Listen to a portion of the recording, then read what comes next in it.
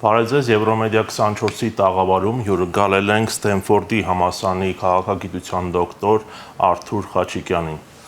Բարեձեզ պարոն Խաչիկյան, շնորհակալ եմ մեր հրավերն ընդունելու համար։ Վերջին օրերին լրատվական դաշտում ամենաշատ քննարկվող թեման Նիկոլ Փաշինյանի եւ Աննա Հակոբյանի Facebook-յան գրառումներն են եւ հատկապես Փաշինյանի հարձակումները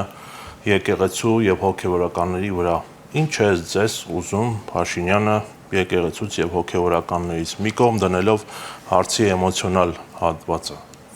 Մենք պետք է բոլորս հասկանանք, որ սա հայոց պետականության ավարտն է։ Երբ դուք ապրում եք մի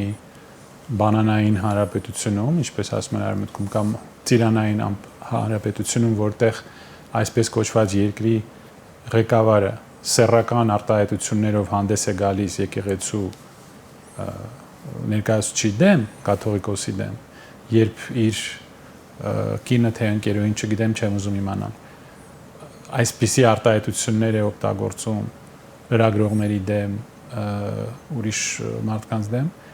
դուք պետք է հասկանաք, որ այսինքն մենք պետություն չունենք, որովհետև որևէ պետության ղեկավար եւ իր մերձավոր մարդիկ այսպես չեն կարող իրենց պահել։ Սա նշանակում է, որ մենք ընդունում ենք, որ մենք ձախողված ազգ ենք, ձախողված պետություն ենք եւ մեզ հիմա օրինակ արևմուտքի եւ Ռուսաստանի ներկայացուցիչները այստեղ համոզված են, որ ուղղակի ծիծաղելով իրենց ուղարկում են այս մեջբերումները եւ ասում են տեսնում եք սրանք ինչ մակարդակի վրա են։ Այսինքն մենք ինչ որ հերավոր կղզու վրա, ինչ որ վայրի ցեղի պես ինչ որ մի ազգ ենք, որին երևի նրանք եթե այստեղ ինչ որ մեկը գա, եթե Հայաստան դեռ լինի, պետք է նորից սովորեցնել թե քաղաքակրթությունը ինչ է։ Սա շատ ցավալի է տեսնել, որ մենք այս աստիճանի դեգրադացվեցինք եւ այն մարդիկ, ովքեր սեռական հայոյանքներով են զբաղված սոցցանցերում, հիմա պետական համալսարանում ինչ որ ելույթներ են ունենում։ Սա չէր լինի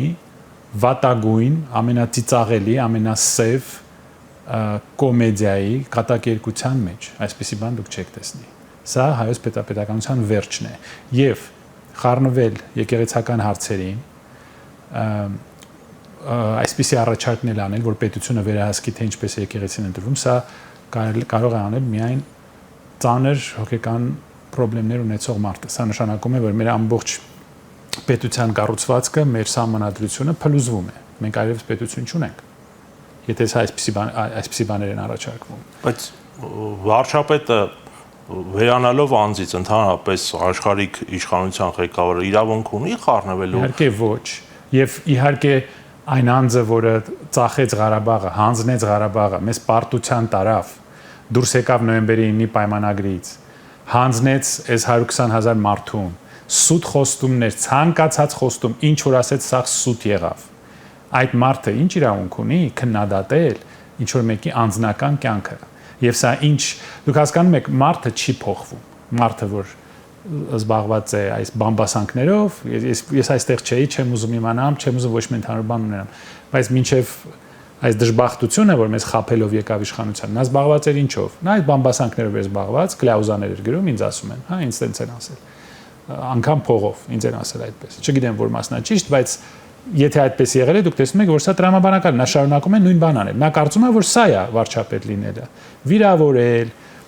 սարսափելի այդ գյադայական արտահայտությունները անել սոցցանցերում, մարդկանց անձնական կյանքի մեջ մտնել, այն էլ ես չգիտեմ դա ճիշտ է թե չէ, արդեն այնպիսի բաներ են, ենթադրություններ են արվել, որ անգամ կրկնելն է ամոթ։ Մի մարդ, որ մեզ բերեց այսպիսի պարտության, հանձնեց Ղարաբաղը, հիմա էլ Սյունիքի հարցն է միջալոց շատ լուրջ կանգնած։ Այս հիմարությունների տեղը եկեք լուրջ հարցերից էլ խոսենք, էլի։ Հասկանում եմ, որ այս ցեխը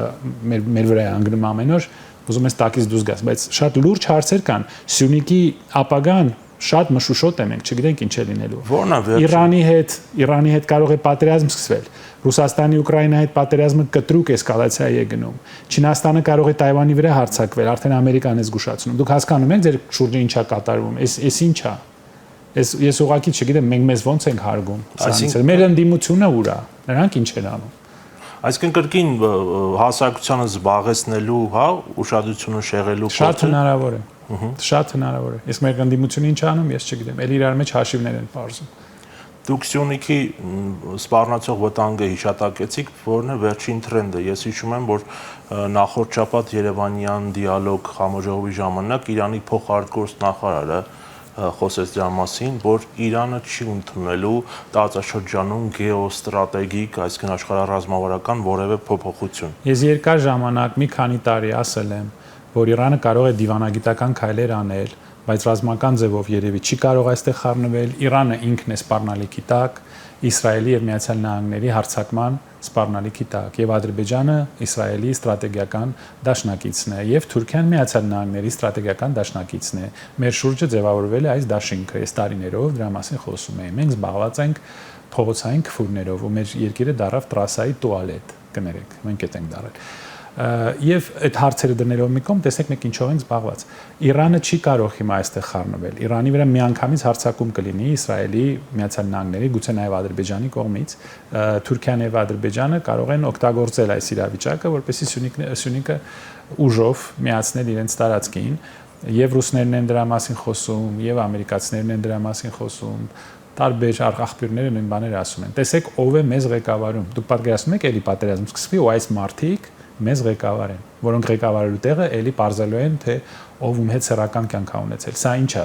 Ես գիտեք, ես չէի հավատա երբեք, ես սովետական Հայաստանը հիշելով, ես չէի հավատա, որ մենք այսքան դեգեներացվենք, այսքան դեգրադացվենք։ Ես չէի պատկերացնի, որ մենք այս վիճակի կհասնենք։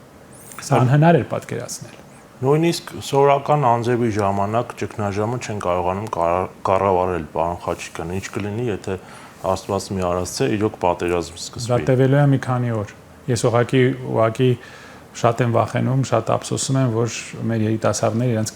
կյանքը դնելու են վտանգի տակ, դա տևելու է մի քանի օր, մաքսիմում։ Եվ մեր այդ քարոզիչների, այդ կլոունների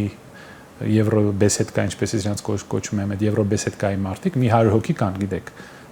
տասնյակ միլիոնավոր դոլարներ են ստանում, էլի մեզ ասելու են, որ ֆրանսիացիները ռադարներ երկնքից մեզ կուղարկեն, կամ ցեզարներ կուղարկեն, կամ արևմուտքը ստեղ 8 րոպե հետո կլինի, կամ ՆԱՏՕ-ի բազա։ Գիտեք, մի ամբողջ ազգ ոնց որ խելագարվի, ոնց որ մենք բոլորս հիմա գտնվենք հոգեբուժական հաստատության տարածքում։ Մի ամբողջ ազգ խելագարվել է։ Ոչ ոք չի ասում, եթե սա լինի, դուք ինչ եք անելու, ոնց եք պաշտպանելու։ Ռուսաստանը բացարձակ այստեղ չի կարող ոչինչ անել։ Իրանը չի կարող ոչինչ անել։ Ֆրանսիան մի անգամ այդ ընկերը ոնց է իրան Մակրոնը մի անգամ այստեղ չեկավ գոնե իր այդ գեղեցիկ Twitter-ի գրառությունները գոնե ինչ որ բանով ցույց տա որ դա ճիշտ է։ Դա ուղղակի խոսեց, էլի գեղեցիկ բառեր մեզ տվեց, էլի մեզ թողեց առանց որևէ ռեալ աջակցության։ Միացյալ Նահանգները որևէ ռեալ աջակցություն չտվեցին։ Ինչ որ խաղաղասիրական ինչ որ միսիաներ, տրեյնինգներ անցկացրեցին, էլի թղթից ինչ որ բան գործեր արեցին ստեղ, բայց ոչ մի ռեալ բան չեղավ։ Սա խելագարություն է։ Մենք մեր բախտը բերել է, որ դեռ Թուրքիան, Ադրբեջանը, Իրանը եւ Ռուսաստանը դեռ չեն որոշել, որ Հայաստան չլինի։ Այսպես չի կարող իրեն պահել ազգ ունեցող ժողովուրդը։ Մեր կողքը 30 միլիոն քուրդ 50 տարի է սպանում են իրար, որ պետություն ունենան։ Մեզ այդ պետությունը նվիրել է ռուսական կայսրությունն է։ Ուզում եք էլի գնացեք գրանտ վերցվեք։ Փաստերը չի փոխվում։ Ռուսական կայսրությունը 2 անգամ մեզ պետություն է նվիրել պատահական, որտեղ փլուզվել է։ Մենք 2 անգամ էլ ցույց տվեցինք, որ մենք պետություն չեն կարող պահել։ Հիմա սա ինչ վիճակ է, ինչի մասին է խոսակցությունից չեմ հասկանում։ Առաջին հանրապետությունը 2.5 տարի տևեց։ Դուք զարմանում եք, ներողություն, ես ինձ հետաքրքիր է մեր ուղեղը, գուցե գենետիկայի հարց է։ Մենք ստեղ ենք, Թուրքիան ստեղ է, Ռուսաստանը ստեղ է։ Ֆրանսիան, Անգլիան ստեղ են 4000 կիլոմետր։ Մենք Ֆրանսիայի, Անգլիայի վրա հույս ենք դնում,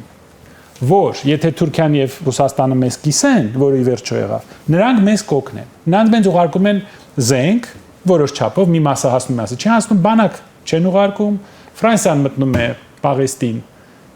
Սիրիա, Լիբանան, Անգլիան մտնում է Իրաք, այնտեղ նավթ կա, այնտեղ էլ Ֆրանսիան շահեր ունի։ Ստեղ նրանք շահեր չունեն։ Մենք դա չենք հասկանում։ Ոչ 100 տարի առաջ ենք հասկանում, ոչ էլ հիմա ենք հասկանում։ Մենք ստեղ նստած ընկնում ենք Վիլսոնյան Հայաստանի հետևից, որ ինչ որ հրաշքով մենք պետքա մտնենք Թուրքիա, գրավենք Տրապիզոնը, Վանը, Մուշը, Էրզրումը, մինչև Կիլիկիա։ Ոչ ոք չի հարցնում, այդ որ դες խոսք են տալիս արևմուտքից, ով է դա անելու, ինչ ուժերով եք մտնելու Թուրքիա։ Եվ այնտեղ բնակչություն մնացել է հայկական։ Չէ, Ինչ է կանելու տեղի բնակչության։ Ոչ ոք այդ հարցը չի տալիս։ Գնում են Փարիզ, կոֆե կրուասոն են խմում եւ գրում են, որ հայո, հիմա կլինի Վիլսոնյան Հայաստան։ 100 տարի առաջ էլ հավատացինք հեքիաթներին, կորցրեցինք այն ժամանակվա Հայաստանի կեսը։ Այդ նույն մարդիկ, ովքեր այսօր են ստանում այդ գրանտերը այդ հեքիաթ պատմելու համար, 100 տարի առաջ, 110 տարի առաջ նույն հեքիաթները պատմում են մեր կառավարությանը։ Վերջը նրանք փախան եւ հետո մեմուարներ էին գրում, թե մենք ափսոս մենք հեքիաթների հետևից ընկանք։ Բայց մենք չենք ոչ մի բան չենք կարողանում հասկանալ, ոչ մի բան չենք կարողանում սովորել մեր սեփական պատմությունից։ Այս Եվրոպայի վրա հույս դնելը աննախադեպ օգնությունը, Եվրոպայի մաս դառնալը ինչ եղավ։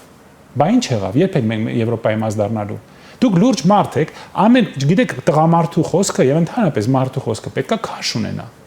Պատասխան տվեք, դուք այս ժողովրդին խոստացել եք, որ մենք դառնալու ենք Եվրոպայի մաս։ Երբ ենք մենք դառնալու։ Մի հատ ասեք, պլանը ո՞նց է։ Ո՞վ է ձեզ ասել Եվրոպայից։ ՆԱՏՕ-ն գալու է այստեղ, Ամերիկան գալու է այստեղ։ Հələ մի հատ ցույց տվեք, ո՞վ է ասել, որ Ամերիկան այստեղ զորքեր է բերելու կամ պաշտպանելու է մեր անվտանգությունը։ Ո՞վ է դա ասել։ Ինչ իրավունք ունեք դուք անընդհատ սուտ ասել մեր ժողովրդին։ Ես նախորդ անգամ էլ նույն հարցը տվեցի, պարոն Խաչիկյան, եւ ստիպված եմ նորից կրկնել, որ շատ հաճախ են ներկա իրավիճակը համեմատ, դուք արդեն խոսեցիք դրա մասին, հաճախ են համեմատում 1920 թվականի իրավիճակի հետ, երբ մենք խաղադրույք արեցինք Սևրի դաշնագրի եւ Արևմուտքի վրա, բայց չհասկանալով, որ ընդամենը մի քանի ամսում մեր տարածաշրջանում գերիշխող են դառնում նոր գլուխ բարձրացնող բոլշևիկյան Ռուսաստանը եւ քեմալական Թուրքիան։ Գուցե հիմա էլ է այդպես, որ իրոք մենք չենք կարողանում ճիշտ գնահատել եւ իդեպ արդյոք արդար է այն ժամանակվա ղեկավար 105 տարվա հեռավորությունից գուցե հեշտ է ասել, որ այ դուք գնայիք եւ Ռուսաստանի հետ պայմանավորվեիք, հա։ Դուք Հայաստանի վարչապետն եք։ 1920 թիվն է։ Դուք ասում եք մենք Վիլսոնյան Հայաստան ենք ստանալու։ Ո՞նց եք անում։ Մի հատ դուք ինձ բացատրեք։ Դուք ո՞նց եք մտնելու Թուրքիա։ Ինչ ուժերով։ Դե սենատը ո՞վ է ձեզ տալու։ նախ սենատը մերժել էր։ Ամերիկան ասում է դուք մեզ պետք չէ։ Մեր մանդատը չի վերցնում։ Չի վերցնում։ Անկամ եթե վերցներ, նա ինչ է ասում, որ վերաբնակեցնելու էր հայերին, չի վերցնում։ Դուք ո՞նց եք մտնելու Թուրքիա։ Ինչ ուժերով եք մտնելու Թուրքիա։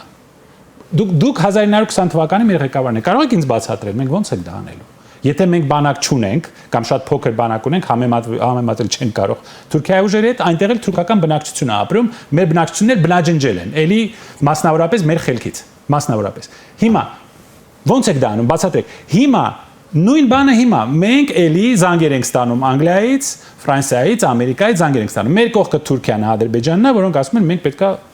Հայաստանը էլի կիսենք, այն 110 տարի առաջ կիսելը քիչ էր, հիմա նորից կկիսեն, բայց սա կիսել չի լինելու։ Սյունիքը կվերցնեն, հետո մենք բոլորս այստեղ դուրս ենք գալու, Հայաստան չի լինելու։ Նրանք դա են անում։ Ռուսաստանը էլի արճակատվել է Արևմուտքի հետ։ Նույն բանը ինչ որ 110 տարի առաջ։ Ռուսաստանը, Արևմուտքը գնում են արճակատման, Թուրքիան շահում է ամեն անգամ նույն բանը։ Մենք էլի չենք կարող, ես չեմ հասկանում, ոնց կարելի է բացատրել։ Դուք ինձ բացատրեք, ոնց կարելի է սա։ Մենք ոնց ենք պաշտպանվելու, ինչ ենք անելու։ Եթե այս անձը ասում է մեր բանակը այսպեսի վիճակում է, ինչ ռեալ բաներ։ Հնդկաստանից զենք են բերում, լավ են անում, բայց Հնդկաստանի զենքը տեսակ ինչպես իրեն դրսևորեց Պակիստանի դեմ։ Մի քանի օրում խոցեցին բոլոր ինքնաթիռները ֆրանսիականի միջալոց։ Իդեպ Ադրբեջանն էլ պակիստանյան ժամանակակից կործանիչներ է գնելու JF-17 հսկայական գումարով։ Ճիշտ են անում։ Գիտեք, ինձ զարմանալի է, որ դուք հոսեփական այս խումբը չես հասկանում, բայց դու իրանք շատ լավ հասկանում ես։ Իրանք շատ ճիշտ են, ամեն ինչ ճիշտ են անում։ Նրանք ռեալ մտածող, ես չգիտեմ նա ինչ մարդ է, չեմ էլ ուզում իմանալ, բայց նա ռեալ է մտածում, իր գործողությունները ռեալ են։ Դուք լսել եք, որ նա ասենց բաներ ասի։ Ադրբեջանի ղեկավարը այսպիսի բաներ ասում է իրենց մահմեդական եկեղեցի չեն ասում, դե մահմեդական ղեկավարի մասին։ Նա այսպիսի բան ասել է, դուք հասկանում եք մենք ուր ենք հասել։ Սա գնալու է դեպի քաղաքացիական պատերազմ, եթե վաղ այսպիսի հայտարարություններ շարունակվեն եկեղեցու դեմ, ես չգիտեմ, եկեղեցին վերջի կազմակերպությունն է, որ դիմադրում է սրանց։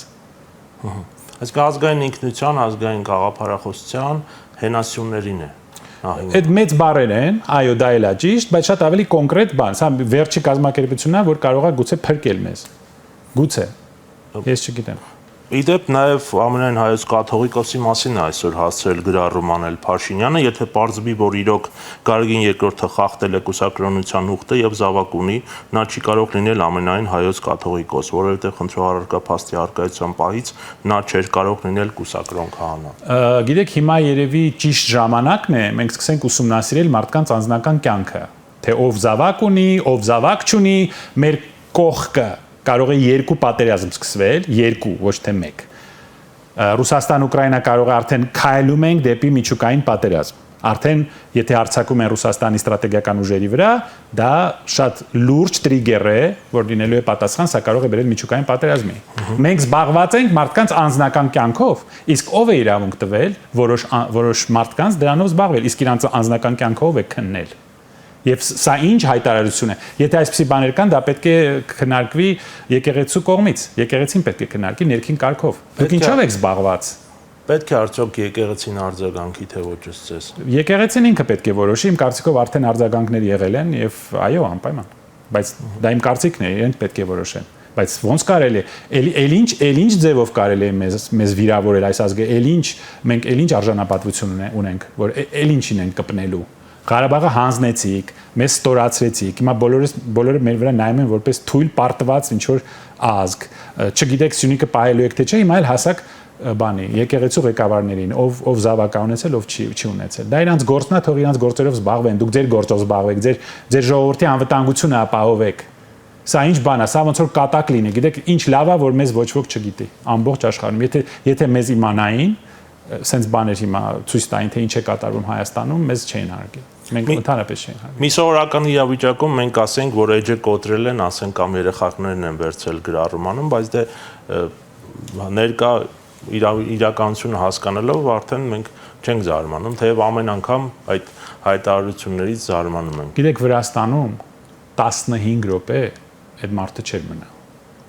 Վրացիները թասիվով ժողովուրդ են։ Նրանք դուրս կգային Թիֆլիսը կփակվեր, այդ մարդուն մեքենաներով փախցնելու են, հասնելու են այրոպորտ, որ նա հասցներ գնար ինչ որ միտեղ։ Վրացիները թույլ չեն տա, որ այսպես վիրավորեն իրենց ազգին ու իրենց եկեղեցու ղեկավարին։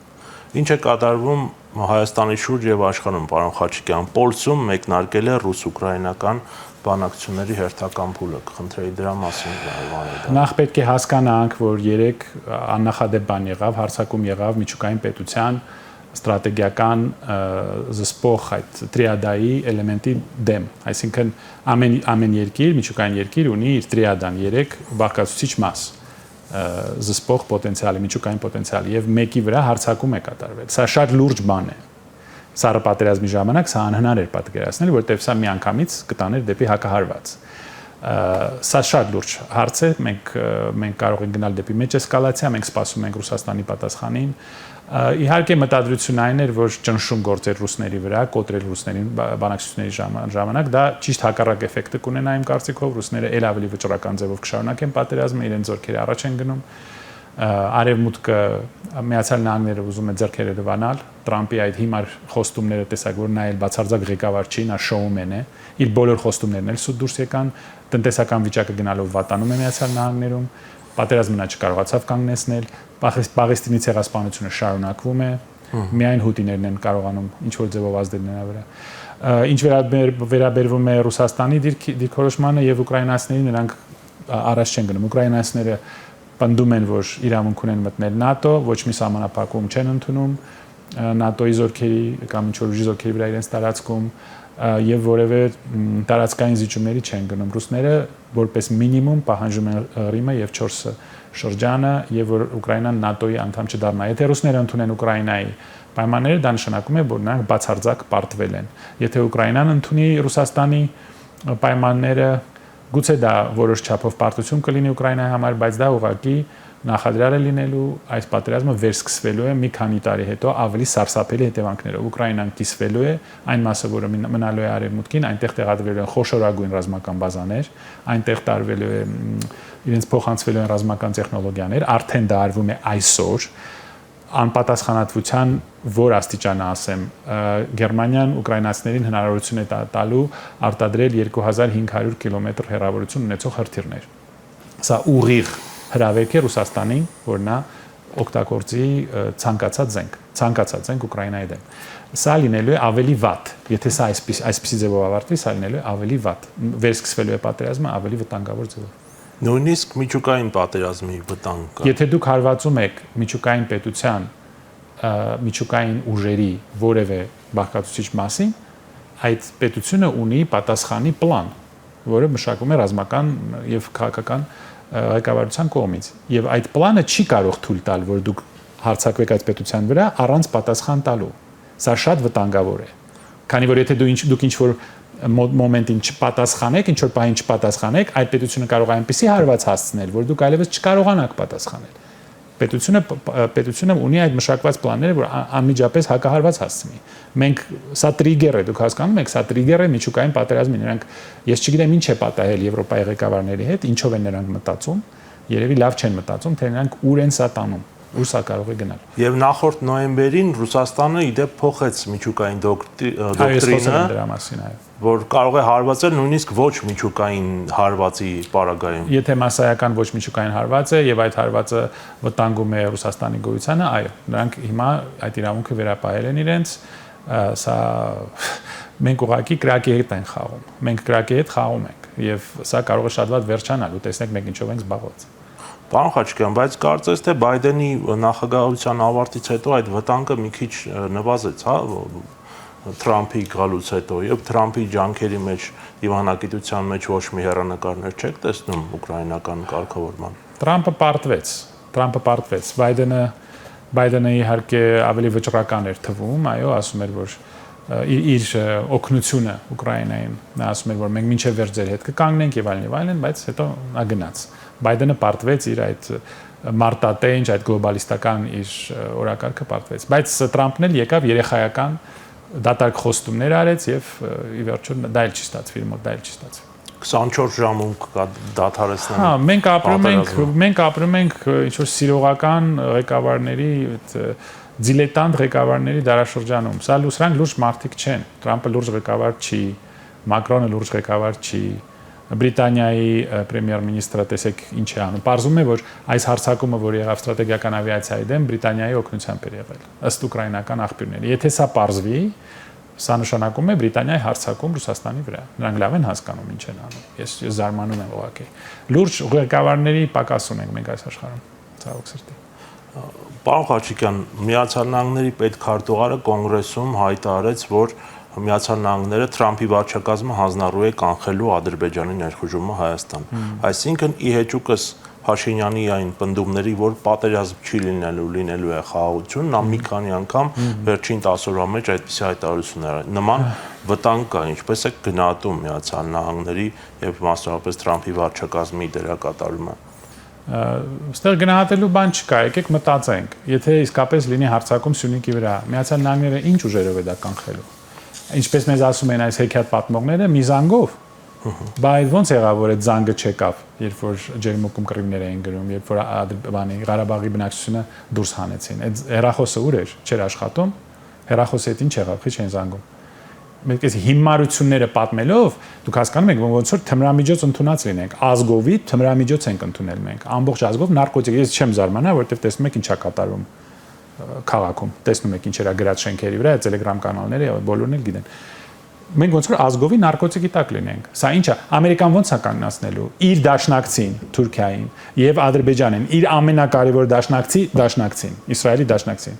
Ամերիկան ինքը իր դեմ գործելու է, հա, ինչպես,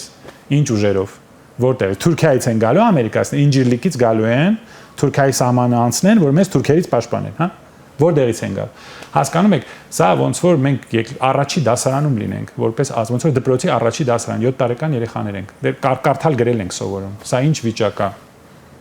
Պարոն Խաչիկյան, իսկ Իրանի եւ Միացյալ Նահանգների Իրանի բանակցությունները եւ Թրամփի ձգտումները միջուկային գործարքի հասնելու, ես նման տեսակետներ նաեւ կարդացի, որ նրան ձեռնտու չի հիմա պատերազմը, ի հեճուկս Իսրայելի, որը կցանկանար այլ պետության տարածքում Իրանի դեմ պատերազմ սկսել։ Իսրայելի հիմնական նպատակն է ջախջախել բոլոր այն պետություններին, որոնք կարող են դեռ պաշտպանել պաղեստինցիներին։ Հութիների դեմ տեսակ հարձակումներ եղան, բայց հութիները հաղթեցին ի վերջո։ Դրանից հետո հիմա մնացել է Իրանը։ Սիրիան արդեն գրավել են, իդեպ նայեք Թուրքիան հիմա Սիրիայում ռազմական բազաներ է տեղակայելու, ոչ ոք նկատողություն չի անում։ Անկախ պետություն գրավում եք, հետո ասում եք բազա ենք դնելու այնտեղ, բա ոնց եղավ, բա ինչ է անկախ պետություն գրավում։ Ռուսաստանի դեմ քանի 1000 սանկցիա կա, մի 3000-4000 սանկցիա կա, չէ՞։ Թուրքիայի դեմ սանկցիա կա, մի ամբողջ պետություն է գրավել։ Ինչ որ բան ասում են Թուրքիան։ Ինչ իրավունքով են այնտեղ ռազմաբազաներ տեղադրում։ Ինչ որ մեկը դες բացատրում է դա։ Տերորիստին բերեցին իշխանության, տերորիստին, Ահաբեկչին, երեսի վրա $10 միլիոն գրած էր, գնացեք նայեք ինտերնետով։ Մեկ $10 միլիոն են տալ իր գլխի համար, մեկ էլ սպիտակ տանը կոստյումով ընդունում են։ Դե նայեք այս աշխարհի վրա։ Դե նայեք այն մարդկանց, ովքեր ձեզ ամեն օր այդ դոլարները ստանալով պատմեն, որ կա միջազգային հանրություն, միջազգային օրենք, որ մենք արևմուտքի հետ կլինենք։ Այդ արևմուտքը, որը տերորիստին դարձրեց Սիրիայի ղեկավար։ Դե գնացեք, դե ապրեք։ Այդ Ջուլանին, Ալ-Կաիդայի Ջուլանի մա Շարա, անունը փոխել են։ Շարա, այո։ Image maker են կանչել, դե գիտեք, մեր մոտ էլ բանը թրաշվեցին, չէ՞, հա, նույն բանը այնտեղ, հա, մուրուքը թրաշեցին, դուշի տակ մտավ, ադիկալոն արեց, դարավ բան։ Երկրի ղեկավար։ Ու գնում է բանով ֆրֆրում է Եվրոպայով եւ Միացյալ Նահանգներով։ Դուք տեսեք ինչ աշխարհում ենք մենք ապրում։ Բայց այսօր դուք նաև ցույց տվեցիք Իսրայելա-Պաղեստինյան կոնֆլիկտի ուղիղ ազդեցությունը մեր վրա։ Այո, այնտեղ գնում է ցեղասպանություն, որը ճանաչվել է ՄԱԿ-ի կողմից որպես ցեղասպանություն, որ մի քանի եվրոպական պետություններ վերջապես 1.5 տարի անցել թե ավելի շատ, վերջապես որոշել են, որ պետք է դադարել զենք վաճառել Իսրայելին, որ պաղեստինցի երեխաներին չսպանի։ 12000 երեխա սովամահելին ու նրանք ասում են մենք պայքարում ենք Համազի դեմ, որովհետև եղել է հոկտեմբերի 17։ Այո, հոկտեմբերի 17-ը բարբարոսական հարձակում էր, բայց դրա պատասխանը ցեղասպանությունը պետք է լինի։ Կամ այս երեխաներն էին ձեր վրա հարձակվել։ Այդ նույն բանն է, ինչ որ հայերին ասել մենք ճիշտ ենք արել, որ ոչնչացրել են 1.5 միլիոն հայ, որովհետև եղել են հայ զինվորներ, որոնք ռուսական բանակում կռվել են։ Սա ինչ արդարացում է։ Այս աշխարհում այլևս չկա որևէ բան, միայն ուժ, ինչպես միշտ էր եղել։ Բայց մենք որ դա փորձում ենք բացատրել, այնտեղից բանը գրանտեր էին գալիս, որ մեզ էլի հեքիաթներ պատմեն։ Հոր Ալիևը իդեպ դեռ 2017-ին էր նա հայտարարում, որ միջազգային իրավիճակը փոխվում է, ուժն է գերակա դառնում, ով ուժեղը խելացի մարդ է, ինչ կարամ ասեմ, եթե խելացի մարդ է, դա մեր թշնամին է, բայց խելացի մարդ է, ինչ ասեմ։